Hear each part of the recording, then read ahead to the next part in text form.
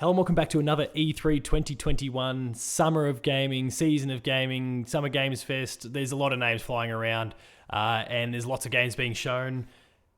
Today, in this episode, we're talking about Square Enix and their E3 21 presentation, and I've got fellow editor of Player 2, Stephen Del Prado, on board to talk all about it. A big Square Enix fan like myself. How are you, mate?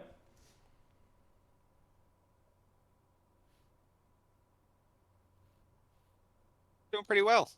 Enjoying a cold beverage in this lovely winter temperatures we've got going on for both of us at this point. Yeah. We were talking beforehand about the state of my internet at the moment, how things are a little bit wonky, and naturally the very first few seconds of the recording, that's when things started to trip out. So we're off to a good start. Square Enix had their Square Enix Presents presentation today and showed off a few games, a few that they'd kind of signposted beforehand and others that just kind of popped up during the conference. We're going to kind of go through those blow by blow. But before we kind of dive into the specifics of them, any surface level thoughts from you? I won't say disappointed because I didn't expect much out of them, to be honest. I think for a while I haven't really felt that Square Enix is at the top of their game in a lot of ways, either as a developer or a publisher. Yeah. So, I didn't really have the bar set very high. Yeah, that's fair. Well, I guess that's probably the best cue for us to then just kind of jump straight into actually what was discussed. So they kicked things off, in my opinion, very, very well. Though, albeit maybe it took a little bit long, was maybe a little bit bloated. But they showed off a hell of a lot of what had been previously leaked and now officially confirmed. The Guardians of the Galaxy game coming from Eidos Montreal. Game's coming this holiday, I think October 21st, if I remember the date off the top of my head. But what'd you make of what you saw? Looks fine. Like it's a October your 26th, by the way. bog, your bog standard third person action adventure game, which is Sony's bread and butter these days. So I'm sure Xbox fans will be happy to get that genre represented on their system. Yeah. Look, it's not Avengers, which is a real good start. And we'll get to Avengers shortly, I'm sure. But like the fact that it's single player, we're not blending into this online Destiny style shared world sort of crap. It's just single player thing is a good starting point, I would say. And to be fair, it looked Yeah, pretty flashy and Guardians of the Galaxy E as well. So tonally it fits, it works. It seems like they're hitting those notes right. I'll probably give it a go. My only concerns will be, does it overstay its welcome, which is, it seems to be my major concern with a lot of games these days. And I was speaking of Avengers, I was like, wow, I wonder if you get to control the whole party. Like you get to jump between and try out the different combat modes between each of the Guardians, but it looks like you're just Star-Lord the entire time. And I Yeah. don't know if he's the most exciting character when it comes to combat in that series. It looks like they've taken some cues from Vanquish and a few other sort of third-person action games in the way he controls, but whether that will hold up for the entire length of that game, I guess we'll see. Yeah, I mean, did they outright say that you'll be playing as Peter Quill the entire time, or have they kind of just in their PR speak given themselves that wiggle room to say, surprise, you're playing as Rocket Raccoon or Drax later on? Really only watched the trailer, so from the trailer it made it look like you were only playing as Star-Lord, and I have to imagine that, your standard third-person action-adventure game, very rarely do you switch between Yeah, characters, and when you do, it's usually only for a very brief amount of time to juxtapose sort of the power fantasy of the main character. If you look at Uncharted, or I mean, not Uncharted, but Last of Us, when in the first game you switch to Ellie, you're somewhat underpowered compared to yeah. Joel in some ways. And then if you look at Insomniac Spider-Man, when you go to the Mary Jane sections, you have to stealth it because she is not a made for combat character. Let it be noted that is, of So, course, the worst part of that game is the Mary Jane stealth sequences. But no, so I agree though. maybe you are just Star Lord the whole time. They could throw something else in, but it seems like they use those sequences to give you something totally different, not just a variation. Look, I'll give them credit. They showed, I mean, like I said, it maybe dragged on just a little bit too long, but they did show a lot of gameplay. Which is, I guess, given what had happened with Avengers last year, people probably needed to see that. They needed to feel sure in what the game actually was first. So messaging wise, they did a good job there, albeit the fact that they maybe stuck around a little bit too long. And again, that could just be trying to wash the taste of Avengers out of some people's mouths. I'm, So then pretty they went back wary to of it later games on. as a service. I'm pretty wary of games as a service these days anyway. I think I've talked to you and Matt about it before, but I honestly think that model is untenable going forward. I think people settle in to one or two titles in that genre, and it's very, very hard to move them when you've got them crossing generations as they do with Destiny and Final Fantasy 14 and all these other sorts of online titles. I think it's really hard to get them onto something else and to keep them there. Yeah, I think you're right. I think a lot of people are, if they haven't yet, they'll soon start to realize that they're trying to lock you down in the exact same way that the console manufacturers are. So, I mean, how, Sony or Xbox will try and keep you with achievements, or the fact that your library carries across, or any of those sorts of things. Those systems are designed, sure, they look very consumer friendly and all that sort of thing, but they are designed to keep you within that ecosystem. And I think we're seeing the same sort of thing starting to occur with your Destinies and your Divisions, and obviously the MMOs as well. It's also quite intimidating to recommit to a new one of these things, because they are, if you want to get right into the deep end and really explore the end game, we're talking hundreds of hours of your life that you're committing to these things. It's interesting because in the board game world, the parallels would be things like, Magic the Gathering or Arkham Horror the card game or Marvel Champions, which they're one of the terms that gets used for them is lifestyle games, because you build your lifestyle around that game. It becomes the main thing that you play, and that is how a lot of people play those games as a service games. Like we're talking Fortnite, a lot of MMOs. I know, and you probably know people who, for Destiny, it's pretty much the main thing they play. Yeah, and obviously, I mean, it wasn't that long ago really that you'd take the piss out of people with World of Warcraft, for example, and how they just completely topple down that well, and it's the exact same sort of story. Yeah, well, it's the way it's designed. It's supposed to be the only game that you spend any time playing so that they can monetize that. Yeah. So next up on the list is a heartbreaker for me. I feel you're probably feeling fairly similar as well. Final Fantasy 1 through to 6. Matt's made a typo on the site. 1 through 6 it is getting what they've dubbed to be a pixel remaster. So it's not a 2D, 3D, a 2D HD thing like what we recently saw with Dragon Quest 3. It's not one of those little 3D kind of chibi model things they've gone with on the DS. It's a pixel remaster, whatever that will ultimately mean. The catch is that they're coming to mobile and PC and not the consoles. At least for now. Thoughts? I have many of them, and they're not going to be very popular. But Yeah. why does anyone want to go back and play these games? Like 4 to 6, I can understand to a Yeah, degree. 1 through 3 One is to rough. three, it's rough. Like I was a huge Final Fantasy fan. I'd like to say I'm reformed these days, and I feel like most of those series are the same. Like they're so hard to go back to from a streamlining perspective. Like, and then at least in Dragon Quest you have things like 11, which are very much sort of throwbacks and in that same mold. Final Fantasy's nothing like it was Yeah. back in those days. It's Who a are weird these one. for? Is 'Cause it the people that just hit that buy button because they've turned Final Fantasy into a core aspect of their identity and they just cannot move on or let go? Like, oh yes, I see you raising your hand there, yeah, James. I mean, I Um, 100% would. Like, that's my point of frustration. The thing is, like, why the fuck not the consoles? Like, and to your point, like, I'd argue there is kind of a point of no return when you're going backwards with with a franchise like Final Fantasy, and I would say it's very, very hard unless you are playing it purely to get some historical context. There's almost no reason to go play Final Fantasy 1, 2, 3.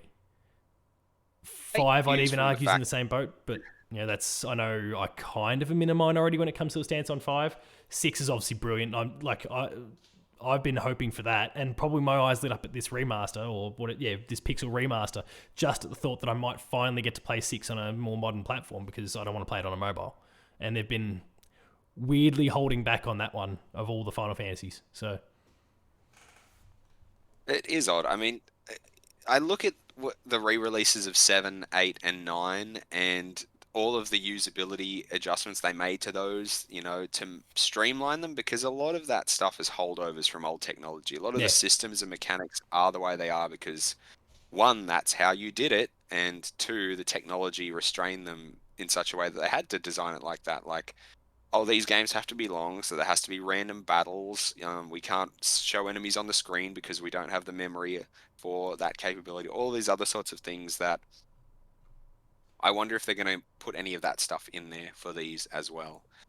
And I think the other reason we're not seeing console is that consoles can run their big new titles, and mobile phones generally cannot, and nor can the Switch.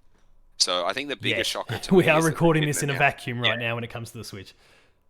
I would not be surprised to see them come to the Switch, but Well, that is an interesting thing. So, I like Dragon Quest 1, 2, and 3 are all on the Switch, Western side. Like yep. you can get those games, and also, and to their credit, and to kind of the point about who'd necessarily want to get these, like Final Fantasy 1, 2, 3. Those first 3 Dragon Quests, which are incredibly dated, and there's very little reason really to go back to them again outside of maybe that historical context.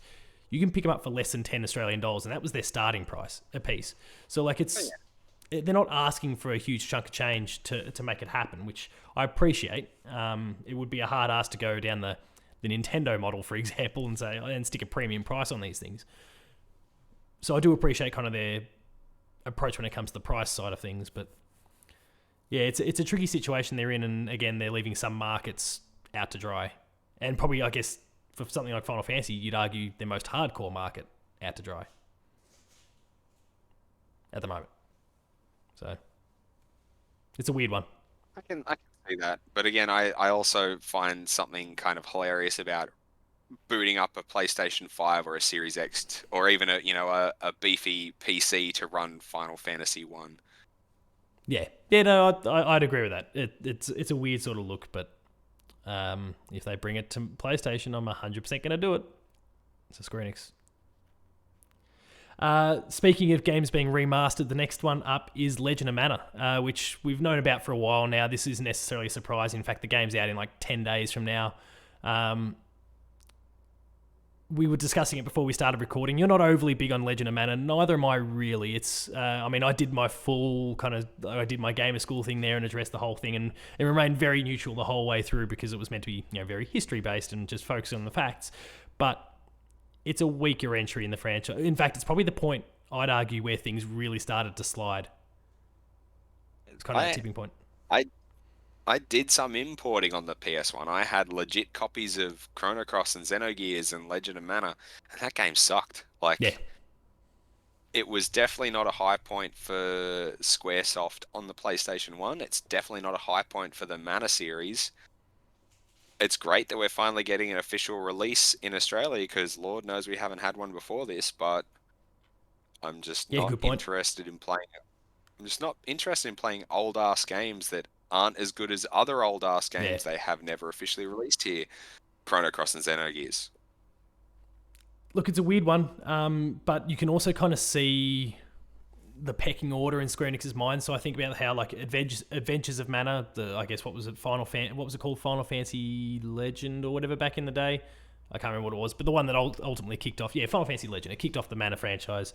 Like that came to the Vita a while back, but only digitally.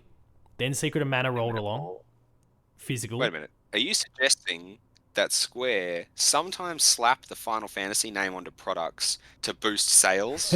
Back in the day, I just 100%. want people to hold that thought for a point that we'll get to later in this discussion. Oh shit! Yeah, okay. Very nice foreshadowing.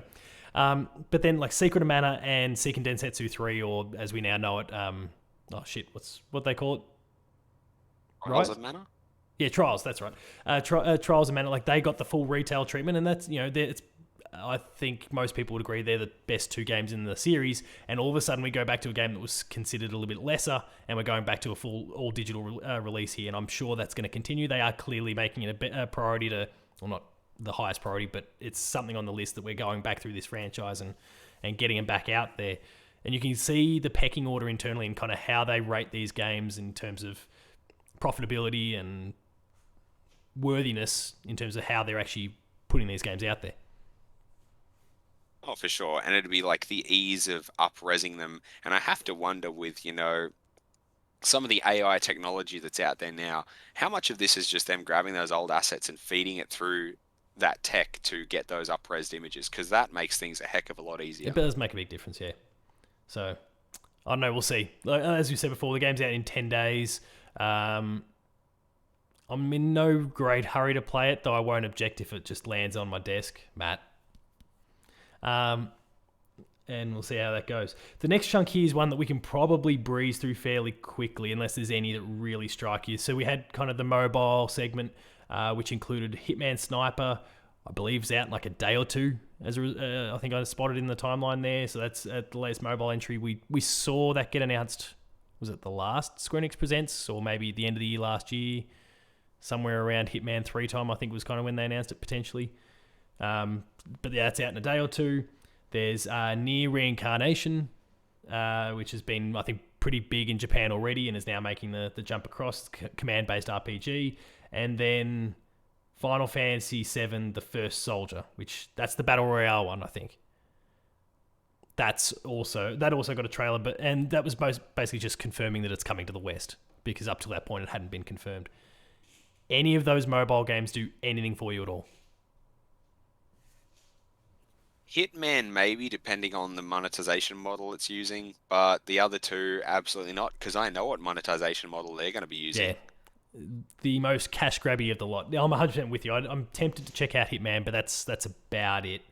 I might try out First Soldier just for the sake of saying I've tried it out and then I didn't like it and deleted it, but that's about it. Or I saw the paywall within the first 5 minutes and deleted it. We I am we both conscious know what of First Soldier isn't, yeah. and it isn't a Crisis Core remake. No, it's not. As much as they might want to try and just give me my Crisis Core remake, all right, or bake it into 7 remake. Let's go already.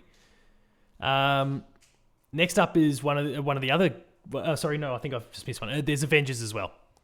So we saw War for Wakanda. Yes. Not a lot else as a PlayStation guy. We're almost a year out since the launch, and I'm still wondering where my Spider-Man is. That's meant to be exclusive to PlayStation Again, people, but and this is one of the things that is a huge red flag for me. We've known about that Black Panther content for a long time, and they delayed the release out of respect for Chadwick Boseman. And we get to this point, and that's still all they have to show. yeah, I think they're going to wrap up all their prior commitments. So War for Wakanda, Spider-Man eventually, and then they might Anthem this thing. Like, just keep playing, but we're not supporting it anymore. And I'd like that Well, for Crystal Dynamics. I'd be happy for them to be able to move back on and get back to a game that's more in their wheelhouse, I suppose. Whether it's Tomb Raider or something else.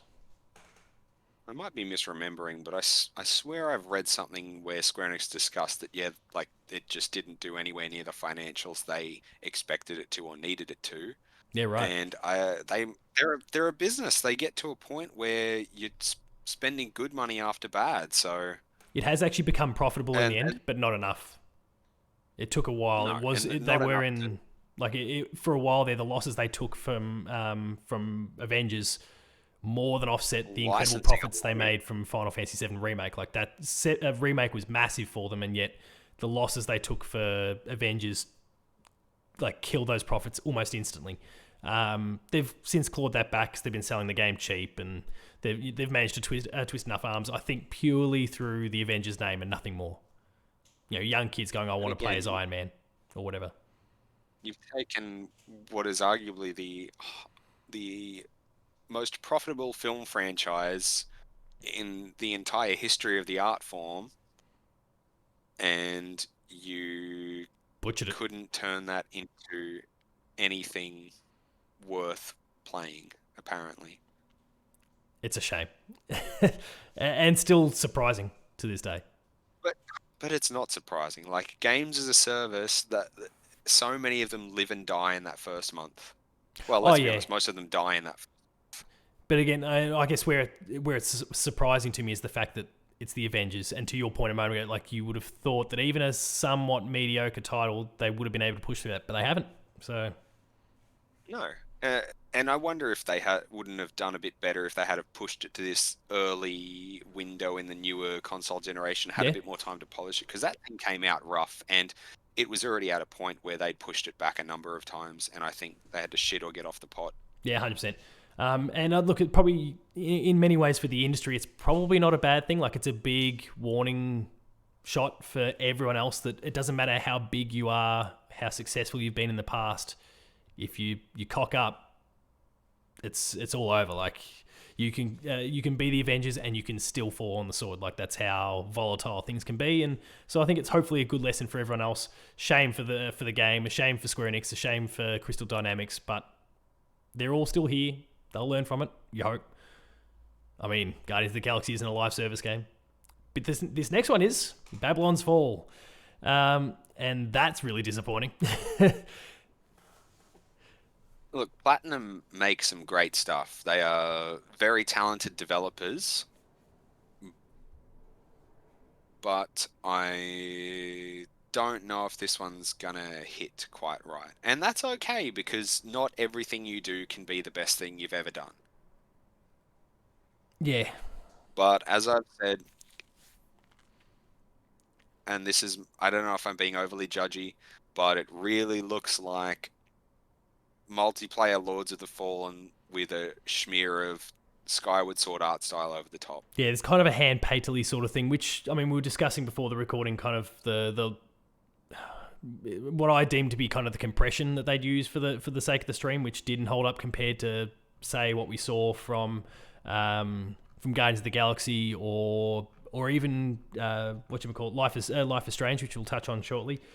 But it was still It's a big issue. it didn't translate well, and it didn't look all that crash hot in the gameplay sense either, which is not what I expect from Platinum. No, it didn't. It didn't really grab me, but again, Platinum games feel a lot different in the hands than they do on the eyes. It's true. And as you've mentioned, a huge problem for this industry going forward is how do you show games at their best possible light when we're inherently using flawed compression codecs that are often sub 4K or even sub 1080p, and that's how people are supposed to make a judgment as to how a game presents itself visually. You can spend all the time in the world working on, you know, Dolby Atmos, and someone's listening to it through a tinny laptop speaker. Like, it's just really hard to present this stuff now because not everyone's using gear that can present it in the best way possible. Yeah, or even like a semi decent way. It's there's such a spectrum of ways of accessing this stuff and can cause a lot of issues. And to be fair, I think in spite of all that, it still didn't show very well. I would hope that we will see like a 4K, like we've uploaded, here it is in 4K. Go and check it out at your own time, sort of thing, just so that we can at least sit back in the cold light of day and then consolidate or maybe distance ourselves from that initial opinion in terms of how it looks. But again, in terms of how it plays, I'm a little bit skeptical. So And I'm not much of a multiplayer guy, so I would want a hands-on to see how it plays, but also this seems to me like a title that would probably benefit from that day and date Game Pass scenario where it's really easy to find a bunch of other people playing it because everyone's giving it a crack. well, let's hope for their sake that PlayStation has themselves an equivalent because it's coming exclusively to PS4, PS5, and PC. So I Well, don't think they they've should be got banking on that PS for a while Now. They've PS got PS Now, they just won't give it to us. either. Or like Oh, PS Not Yet, yeah, Australia. PS one of these days. The next game is one that It I could think be a there's. plus, Oh, it sorry, go could on. be a plus title. It could be a plus Yeah, title. They could do that. they might need to at this rate. The next game is one that I think most people are fairly unanimously positive about. That's Life is Strange True Colors. Oh, for sure. Like the only thing that I think people maybe had some reservations about, and not even that many, is that once again it's Deck Nine on development duties as opposed to the Don't original nod. developers Yeah, Don't don't Nod. nod. But Deck Nine did a great job with Before the Storm, and as a huge Life is Strange fan, I was extremely happy with the way they carried themselves through that entire series of Yeah, episodes. So I'm extremely looking forward to this. The I guess the only thing is obviously ditching the episodic format, so it's going to be, the binge equivalent, which is how I always played those games anyway. I think apart from Life is Strange 2, which I played some of as it came out, and the last few episodes, I binged very quickly. And the price tag, which is obviously a steep jump from the earlier games in the series, which never seemed to retail as high as that. Yeah. But maybe that's part of that next gen tax that we seem to be seeing on everything. I'm really interested to see what they do with this. Yeah, I Interesting think that it's also, I think that price thing, to your point, I actually think that's just purely attached to the fact that it's not episodic anymore. So there's like a stigma that comes to the episodic model, and we can't be paying a premium for this. And now that we're not that, even if it still works out to be roughly the same length, I mean, we're dealing with like 5 episodes in the past. Typically, they were each an hour and a half to 2 hours long, give or take. Like that's a game that, I mean, look at Ratchet and Clank that's just come out. They're charging us the premium price here for that. It's about the length of an entire season of Life is Strange combined, roughly, in that ballpark. So you can do that, and I think they're going, we can do the same here as well. Yeah. The other thing being that obviously the episodic structure locks you into a particular narrative structure, and it'll be interesting to see them be able to explore what that series can look like when you're not having to try to weave in a 1.5 to 3 hour narrative arc inside each episode, as well as carry that overarching story. Because I think that's where Life is Strange 2 started to fall down a little bit for me, when you have those weaker episodes that can really stop the whole thing dead in its tracks, and then you're having to wait for the next episode. Yeah, I'm really keen to try it out. I think Jess is going to handily beat me in getting that one, so I'm sure I'll be ponying my dollars up to get myself a copy. There's no contest here. Jess is going to have that one, and she'll be covering it for us, and no one else is going to get a look in, and that's fine. She doesn't put her hand up for anything too often. She staked her claim for this one, so I think we should all probably just bow to that. And Jess, I hope you enjoy the game. The last game that we're going to discuss, and you, as I mentioned before, you kind of a bit of foreshadowing, you signposted this before, a game called Stranger of Paradise, Final Fantasy Origins. I can't remember now whether there was an S on the end.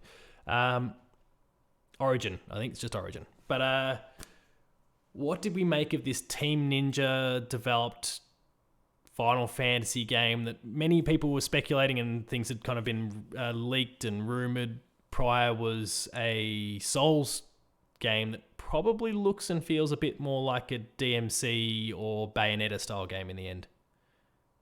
What are your thoughts? It doesn't look like Souls at all. Yeah. Like, it does not look like a Souls-like, and I think that's just a very lazy comparison by people who probably haven't even played that series the way they're throwing that term about. Look, to be fair, these were all rumors in advance, so I guess things get lost in the wash. You've got your Team Ninja comparisons there with Neo and Neo 2, which even I would say those have Souls-esque elements, but I wouldn't classify either of them as a Souls-like for a number of systemic and mechanical reasons. Yep. This looks extremely underwhelming, and it looks like they're slapping the Final Fantasy title on it to get some numbers behind it. Because, Paul, does this look or feel like a Final Fantasy game in any way to you? Not even like a modern one. And obviously the modern ones, like 15, for example, 13, 15, I suppose. We won't count the MMOs for the sake of this. 13 and 15 don't even look and feel like the traditional Final Fantasy model. This doesn't even feel like them. Or look like them, I should say. It's hard to get a bit of a read exactly what they're going for. And I guess the fact that they announced that there's a demo that went live and you couldn't play it because the file they get you to download through the PlayStation Store is corrupted says about all you need to know about where this game is currently at. It could end up being brilliant, but it's just a little early, too soon to be showing this, I think. I don't think they ever needed to let this thing see the light of day at all.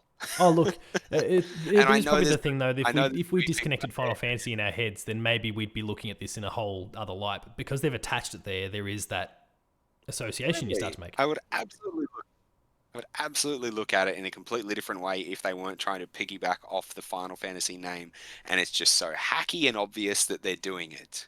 Yeah. Yeah, let's go back to the days of Infinite Undiscovery and Last Remnant and all that stuff on the 360 that just, they were their own thing. And if they worked, they worked. If they didn't, they didn't. None of them did except for... No, actually, none of them did. But... Odyssey was quite good, but Oh, that yeah, was, good Mist point. Walker That was Mist anyway. Walker anyway. I don't think there was any of those actual Square developed RPGs that actually worked in the end from that era. I But think they got a few. I think they got on top of a few of them when they finally released them on PC years later. But on the 360, I don't think they held up the initial launch very wasn't well, great. no. But again, if I could get hands on this game, maybe it would sway my opinion. But from what I saw, the visuals weren't super impressive for a Square Enix game that's supposed to be tied in with the Final Fantasy series, given what we've seen with 7 Remastered and And what has 16 been so far. hinted at for 16, yep, and beyond. Uh, I wonder how long this thing's been gestating for. I read and I don't know if it was an excerpt from an interview with Nomura, who I have been frequently painting as a villain at Square Enix for quite a while due to his lack of oversight or lack of seeming oversight as he's risen through the ranks in that company, and this has his fingerprints all over it, which Yeah. is not something I have enjoyed beyond Kingdom Hearts 2. So Yeah, as his I'm pretty status down on this grew, one. everything he's been attached to has suffered in some way, shape, or form, whether it's just purely timeline based stuff or the actual product itself. And that it is a bit of a And concern. I guess 7 Remake's the only that can be exception, said. but that was the core DNA was already there, so it gave him a backbone And to work with. I don't want to get too auteurish and ascribe every choice in that game to him, but at the end of the day, in a lot of ways at Square Enix, he is one of the bosses, Oh yeah, and he can veto things if he wants to. and maybe some things So, should have been vetoed. Potentially this. Who and knows? I mean, our judgment could totally change. As I mentioned, the demo is there, and they've recognised that there's an issue, and I assume it's probably just a case of we need to re-upload. Something's gone wrong. We'll re-upload, and it'll be there when the PlayStation Store refreshes tomorrow or something like that. And so, who knows? Our opinions might change completely once we get a chance to go hands-on with it. But as things stand right now, things aren't promising. it looks like it's had the same issue that a lot of Square Enix developed games have had for a while now, and that is it's gone through hell and back in development and has probably been sitting there for years and years, and they won't toss it in the bin, they'll just shuffle it out. Yeah. Also, did I mention there's chaos? Lots of chaos. I do believe some chaos was mentioned. Oh, like, holy shit. It was kind of cool to see a modern take on Garland, I suppose. Like, that's kind of interesting, but, whatever. I mean, this can go back to our Final Fantasy 1, 2, 3 argument from before again. Like, does it really matter? Not necessarily, unless you've been there and done it already. No, and looking at it, is this what you want a Not, prequel no, for Final Fantasy to be? no. I don't think so.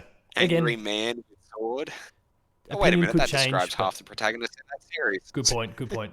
Maybe it is actually bang on the money. Maybe Nomura's actually got it quite right. No, we'll see what happens. And again, our opinions could potentially change a little bit based on some hands-on time. We'll maybe report back I'm nice and soon. more than happy to say I'm completely wrong once I get some hands on with some of this stuff. But Yeah, I've been burnt before, Square Enix, by you many yeah, times. many times. So I guess that leaves us with probably one more component that we need to touch on. That's the actual presentation done. The thing we probably need to touch on are some of the games that didn't show. So the likes of Final Fantasy 16, the likes of Forspoken. What else didn't show up? I'm sure there's some other glaringly obvious things that I'm not thinking of right now. We could maybe say some Dragon Quest stuff, but they did have their presentation recently.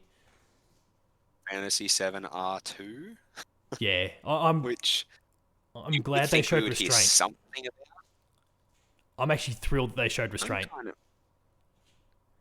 And we've seen this a little bit because I Final mean, Fantasy 16, apparently, I mean, COVID ultimately slowed things down, but apparently there was talk at the time, and I remember Jason Schreier being, he's been one, if we use the Starfield example recently, he was very quick to squash any thought that was coming out late this year or early next year. He's conservative when it comes to those timelines.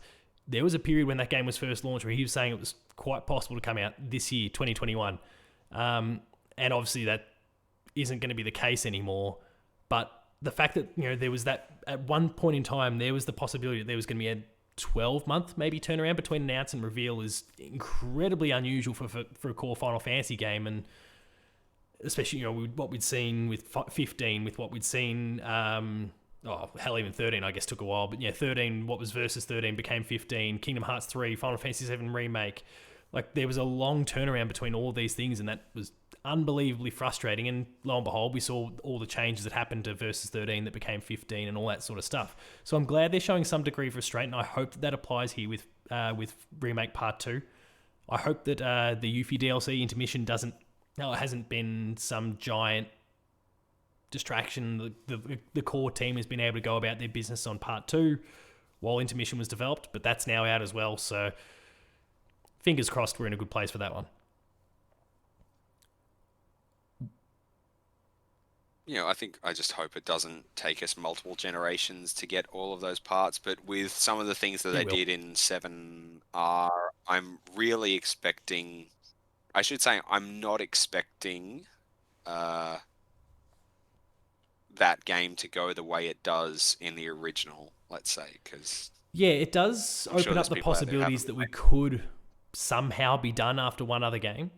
Like, we've kind of gone through the remake component of it, and then it comes to an end in the second game. Like, that is possible now. They've opened that up without going too spoilerish for anyone out there watching or listening who hasn't played Final Fantasy VII Remake yet.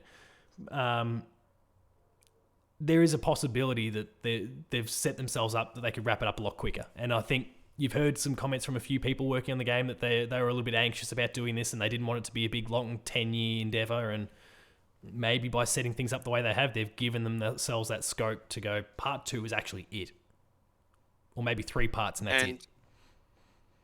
That might honestly be the way to go with what they've done with that. So It wouldn't surprise me. 16, I guess, is just, as you've mentioned, they've still got some close alliances with Sony, so some of this stuff might be reserved for Sony conferences later in the year. Yeah. No, 100%. That and Forspoken. So, I've been very vocal in the lead up to E3 here that we were not going to see Final Fantasy 16 and Forspoken, and we didn't, outside of there was like a sizzle reel where we might have seen about a second of new footage from both games. I think it kind of shows in what happened with, and admittedly this is not a Square game, but what happened with Elden Ring, where Elden Ring was debuted on, and actually Tales of Arise, I should say as well. Both of those games were debuted on the Xbox stage. However many years ago in each case. I think Tales was 2019, was Elden Ring 2019, or maybe that was 2018, something like that. I can't even remember now. But they were both announced on the Xbox stage, and Xbox was trying to clearly lean into that association between, we want to build something here between the two companies. And then when it gets to E3, obviously 2020 fell apart, 2021 rolls along, Sony's not attending. As much as Xbox has got all this money in the world, that, like, Bandai Namco, and I think Square Enix as well, is a little bit scared to take their stuff to E3, no matter like the actual E3 event itself, because they don't want any sort of trouble with Sony. That's where they make the majority of their money, because the core audience is on that platform, and they don't want there to be any sort of perceived conflict of interest, because without Sony there, this is Microsoft's event. Pretty much, like everything except Nintendo's Nintendo Direct is directed towards Xbox over the course of this week. And so there's an optical thing there that I think PlayStation didn't want a bar of, and so Bandai Namco went to Jeff Keighley instead, because he's very agnostic in terms of how he runs the show. He celebrates everyone, recognizes everyone equally. We've got no concerns about that. When it comes to Final Fantasy and Forspoken, PlayStation's obviously locked them down as exclusives, whether they're timed or permanent remains to be seen. And Sony said, you're not having it there. There's a albeit small association with Xbox here. You need to come and do it in a state of play that we'll have sometime in the near future. I mean, that does make a large amount of sense. The other thing I'm wondering is, are they mulling over what seems to be now the inevitable PS4 version of those games? Ooh. Because of what we're seeing with And like that's Horizon and God of War and Gran Turismo and all that sort of thing. I've said it time and time again, you cannot ignore 115 million units sold. Yeah. Yeah, it's a You tricky just one. can't do it. And that's the reason these companies are happy to do a timed exclusive with Sony, because what, Xbox has 40 million units out there, 50 maybe at Yeah. best, between Xbox One through to Series X. Yeah, it's It's just almost no competition.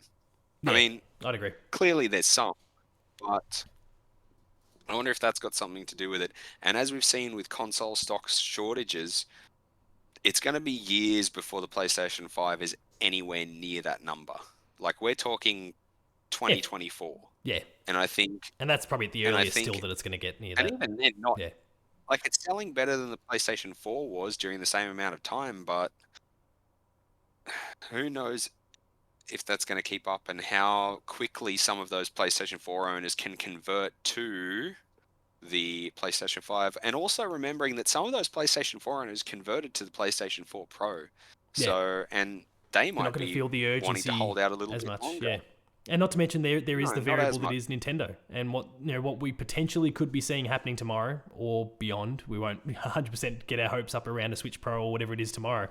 But like that is a massive spanner in the mix too, because the Switch is selling just as fast as the PS4 did. And a pro model, I mean, you speak to most hardcore, quote unquote hardcore gamers that have a Switch, and they're all their eyes lighting up at the idea of getting a little bit more horsepower behind them with this sort of thing, and it is starting to show its age. So that could steal a lot of the focus away from the PlayStation console. So as well as the Xbox, like it's something they need to be conscious of at all times. I wouldn't be surprised. Xbox wouldn't do this because of the way Microsoft are running the whole Xbox smart delivery, all of Yeah, that sort of stuff. But I have to imagine that much the same way that Sony set a cutoff date for you having to support the PlayStation 5 with your new software, which we saw with Ghost of Tsushima ready on, was it day one? I believe is how they did that. There was yeah, that cutoff date that if your game is certified after this date, it needs to support the PlayStation 5. I have to imagine it's wouldn't be too far off the mark that they've also set a cutoff date that you can no longer release games on the PlayStation 4 after this point. I mean. That's totally a Sony thing. Look, I mean, sure, it's a little bit different, but look what's happening with the Vita and the PS3 right now. So, Sure, and it might sound ridiculous, but honestly, I can imagine they probably got written somewhere like 2024. You're boom, dreaming, that's it. maybe It's even over. late 2023. Yeah, Like, nothing is coming to the PlayStation 4. We need to push those things into the closet, and you need to get a PlayStation 5, or you're not getting any new games. yep, yeah, I'm with you. And that'll be motivated by Sony as much as it's motivated by developers who would really love to explore what they can do with those SSD drives and a bit of extra RAM and all of the other graphical Yeah, for capabilities sure. and audio capabilities of the system. And Square Enix And is amongst them, Xbox just will like do everyone the else. same. Yeah, They'll get to a point where they say, we're really sorry, but if you're an Xbox One and an Xbox One S owner, you are not going to be able to play this game on Game Pass day and date. It simply will not run on your console. yeah, and yeah, I think a Or couple of years is about right. I think. they'll deem it to be they'll deem it to be an experience not up to the standard that they would expect out of a game on their system. And hence it will get cut off.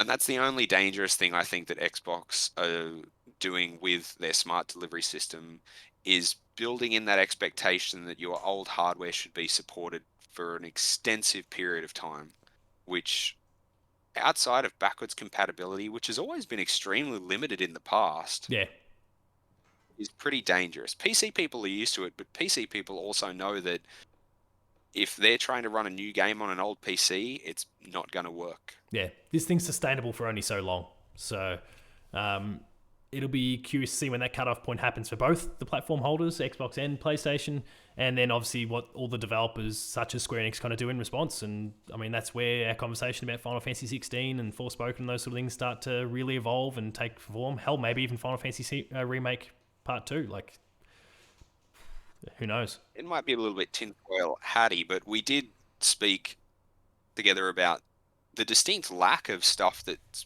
really far out, because we often see stuff that's 2, 3 or more years away, and Yeah. they don't say it's 3 or more years away, but if you've been around long enough, you know that that game is not coming out for another 3.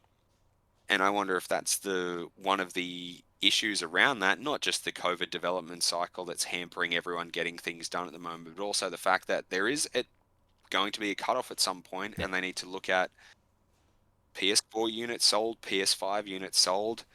How much more can we get out of those systems? Can we release a game that will only run on the PS4 Pro and will be locked out of a PS4 console?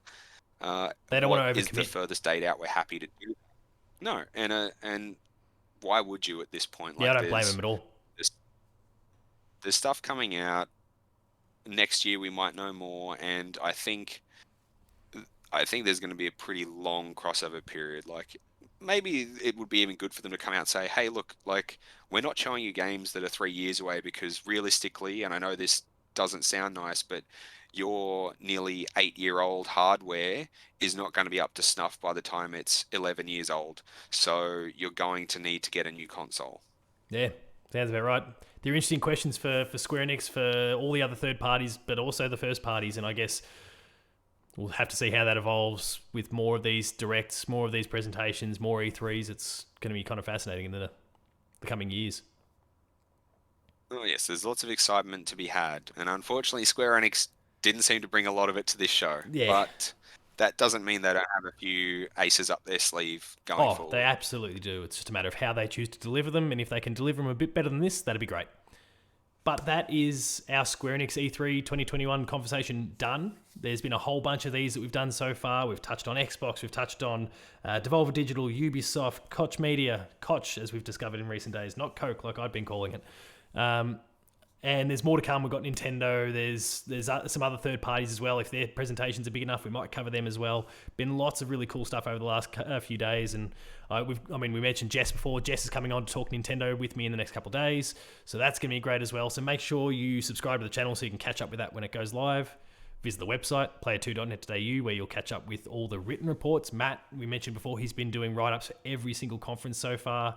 We've had a bunch of people doing some awesome contributions in the news space. You've done a fair few in there, Stephen. I've done none, which has not been good enough, but I'll click into gear in the next day or so, I'd imagine, and just start filling in a lot of gaps, I hope. Oh, look,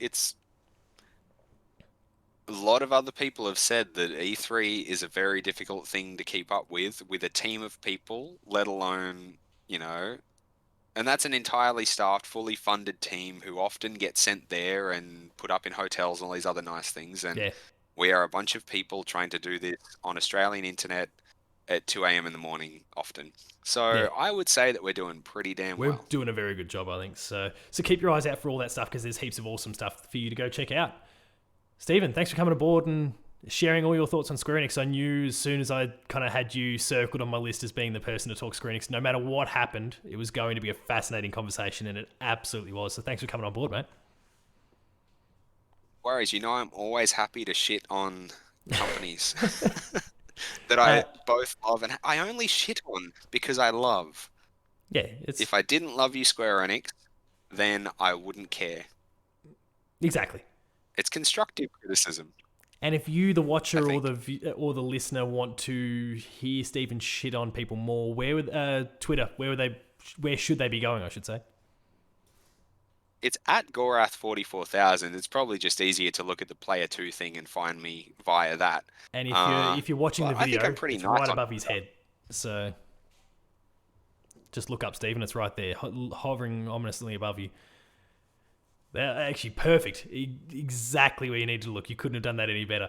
Paul James Games for me. The website is player2au. And as I said before, stay tuned because we've got more of these to come. Thanks for watching. We'll see you later. Bye.